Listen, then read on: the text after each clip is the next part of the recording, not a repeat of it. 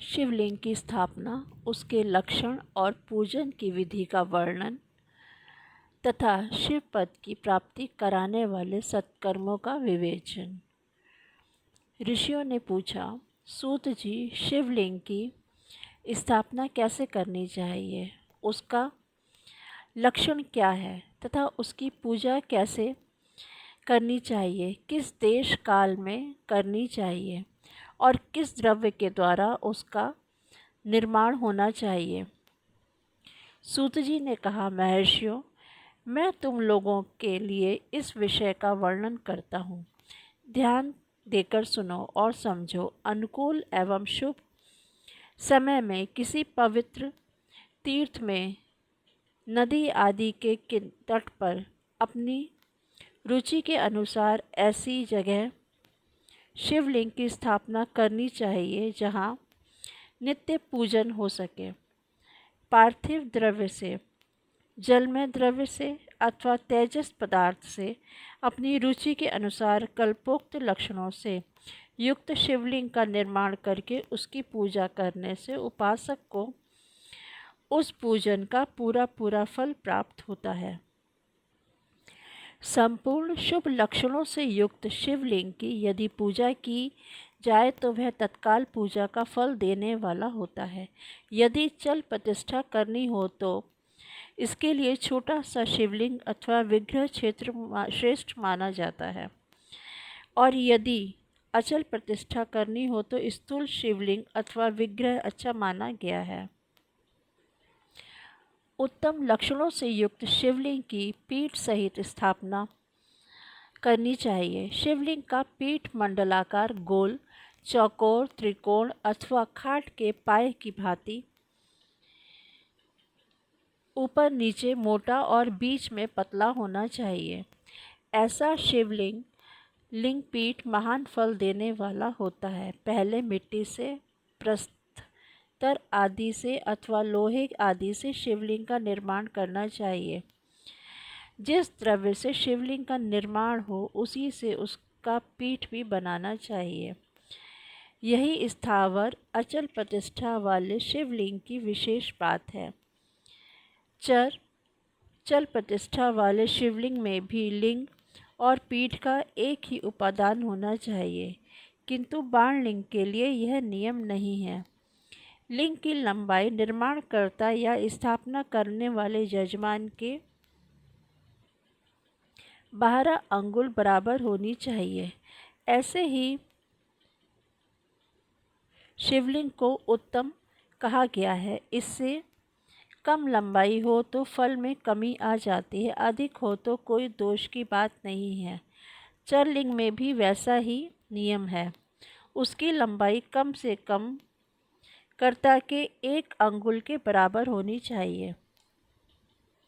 उससे छोटा होने पर अल्प फल मिलता है, किंतु उससे अधिक होना दोष की बात नहीं है। यजमान को चाहिए कि वह पहले शिल्प शास्त्र के अनुसार एक विमान या देवालय बनाए जो देवगणों की मूर्तियों से अलंकृत हो। उसका गर्भगृह बहुत ही सुंदर, सुदृढ़ और दर्पण के समान स्वच्छ हो। उसे 9 प्रकार के रत्नों से विभूषित किया गया हो। उसमें पूर्व और पश्चिम दिशा में 2 मुख्य द्वार हों। जहाँ शिवलिंग की स्थापना करनी हो उस स्थान के गर्त में नीलम, लाल, वैदुर्य, श्याम, मरकत, मोती, मूंगा, गोमेद और हीरा, इन 9 रत्नों को तथा अन्य महत्वपूर्ण द्रव्यों को वैदिक मंत्रों के साथ छोड़ें। सद्योजात आदि 5 वैदिक मंत्रों द्वारा शिवलिंग का 5 स्थानों में क्रमशः पूजन करके अग्नि में हविष्य की अनेक आहुतियाँ दें और परिवार सहित मेरी पूजा करके गुरु रूप स्वरूप आचार्य को धन से तथा भाई बंधुओं को मनचाही वस्तुओं से संतुष्ट करें। याचकों को जड़, सुवर्ण, ग्रह एवं भू संपत्ति तथा चेतन गौ आदि वैभव प्रदान करें। स्थावर जंगम भी जीवों को यत्न पूर्वक संतुष्ट करके एक गड्ढे में सुवर्ण तथा 9 प्रकार के रत्न भरकर सद्योजात आदि वैदिक मंत्रों का उच्चारण करके परम कल्याण आदि कारी महादेव जी का ध्यान करें। तत्पश्चात नाद घोष से युक्त महामंत्र ओंकार ओम का उच्चारण करके उक्त गड्ढे में शिवलिंग की स्थापना करके उसे पीठ से संयुक्त करें। इस प्रकार पीठ युक्त लिंग की स्थापना करके उसे नित्य लेप दीर्घ काल तक टिके रहने वाले मसाले से जोड़कर स्थिर करें। इसी प्रकार वहाँ परम सुंदर वेर मूर्ति की भी स्थापना करनी चाहिए। सारांश यह है कि भूमि संस्कार आदि की सारी विधि जैसी लिंग प्रतिष्ठा के लिए कही गई है, वैसी ही वीर मूर्ति प्रतिष्ठा के लिए भी करनी समझनी चाहिए। अंतर इतना ही है कि लिंग प्रतिष्ठा के लिए प्रणव मंत्र के उच्चारण का विधान है, परंतु वीर की प्रतिष्ठा पंचाक्षर मंत्र से करनी चाहिए। जहाँ लिंग की प्रतिष्ठा हुई है वहाँ भी उत्सव के लिए बाहर सवारी निकालने आदि की निमित्त वीर मूर्ति को रखना आवश्यक है। वीर को बाहर से भी लिया जा सकता है, उसे गुरुजनों से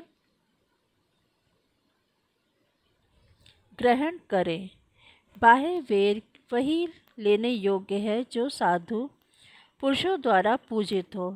इस प्रकार लिंग में और वीर में भी की हुई महादेव जी की पूजा शिव पद प्रदान करने वाली होती है। स्थावर और जंगम के भेद से लिंग भी 2 प्रकार का कहा गया है। वृक्ष लता आदि को स्थावर लिंग कहते हैं और कृमि कीट आदि को जंगम लिंग। स्थावर लिंग की सींचने आदि के द्वारा सेवा करनी चाहिए और जंगम लिंग को आहार एवं जल आदि देकर तृप्त करना उचित है। उन स्थावर जंगम जीवों को सुख पहुँचाने में अनुरक्त होना भगवान शिव का पूजन है, ऐसा विद्वान पुरुष मानते हैं। यूं चराचर जीवों को ही भगवान शंकर के प्रतीक मानकर उनका पूजन करना चाहिए। इसी तरह महालिंग की स्थापना करके विविध उपचारों द्वारा उसका पूजन करें। अपनी शक्ति के अनुसार नित्य पूजा करनी चाहिए तथा देवालय के पास ध्वजारोपण आदि करना चाहिए। शिवलिंग साक्षात शिव का पद प्रदान करने वाला है अथवा चरलिंग में षोडशोपचारों द्वारा यथोचित रीति से क्रमशः पूजन करें। यह पूजन भी शिव पद प्रदान करने वाला है। आवाहन, आसन, अर्घ्य, पाद्य, पाद्यांग, आचमन, अभ्यंग पूर्वक स्नान, वस्त्र एवं यज्ञोपवीत, गंध, पुष्प, धूप, दीप, नैवेद्य, तांबूल, समर्पण, निराजन, नमस्कार और विसर्जन, ये 16 उपचार हैं अथवा अर्घ्य से लेकर नैवेद्य तक विधिवत पूजन करें। अभिषेक, नैवेद्य, नमस्कार और तर्पण, ये सब यथाशक्ति नित्य करें। इस तरह किया हुआ शिव का पूजन शिव पद की प्राप्ति कराने वाला होता है अथवा किसी मनुष्य के द्वारा स्थापित शिवलिंग में, ऋषियों द्वारा स्थापित शिवलिंग में, देवताओं द्वारा स्थापित शिवलिंग में, अपने आप प्रकट हुए शिवलिंग में, स्वयंभू लिंग में तथा अपने द्वारा नूतन स्थापित शिवलिंग में भी उपचार समर्पण पूर्वक जैसे तैसे पूजन करने से या पूजन की सामग्री देने से भी मनुष्य ऊपर जो कुछ कहा गया है वह सारा फल प्राप्त कर लेता है। क्रमशः परिक्रमा और नमस्कार करने से भी शिवलिंग शिव पद की प्राप्ति कराने वाला होता है। यदि नियम पूर्वक शिवलिंग का दर्शन मात्र कर लिया जाए तो वह भी कल्याणप्रद प्राप्त होता है। मिट्टी, आटा, गाय के गोबर, फूल, कनेर पुष्प, फल, गुड़, मक्खन, भस्म अथवा अन्य से भी अपनी रुचि के अनुसार शिवलिंग बनाकर तदनुसार उसका पूजन करें अथवा प्रतिदिन 10,000 प्रणव मंत्र का जप करें अथवा दोनों संध्याओं के समय एक एक सहस्र प्रणव का जप किया जाता है। यह क्रम भी शिव पद की प्राप्ति कराने वाला होता है, ऐसा जानना चाहिए। जप काल में मकरांत प्रणव का उच्चारण मन की शुद्धि कराने वाला होता है। समाधि में मानसिक जप का विधान है तथा अन्य सब समय भी उपांशु जप ही करना चाहिए। नाद और बिंदु से युक्त ओंकार से उच्चारण को विद्वान पुरुष समान प्रणव कहते हैं। यदि प्रतिदिन आदरपूर्वक 10,000 पंचाक्षर मंत्र का जप किया जाए अथवा दोनों संध्याओं के समय एक एक सहस्र का ही जप किया जाए तो उसे शिव पद की प्राप्ति कराने वाला समझना चाहिए। ब्राह्मणों के लिए आदि में प्रणव से युक्त पंचाक्षर अच्छा बताया गया है। कलश से किया हुआ स्नान, मंत्र की दीक्षा, मातृकाओं का न्यास, सत्य से पवित्र अंतःकरण वाला ब्राह्मण तथा ज्ञानी गुरु, इन सबको उत्तम माना गया है। द्विजों के लिए नमः शिवाय के उच्चारण का विधान है।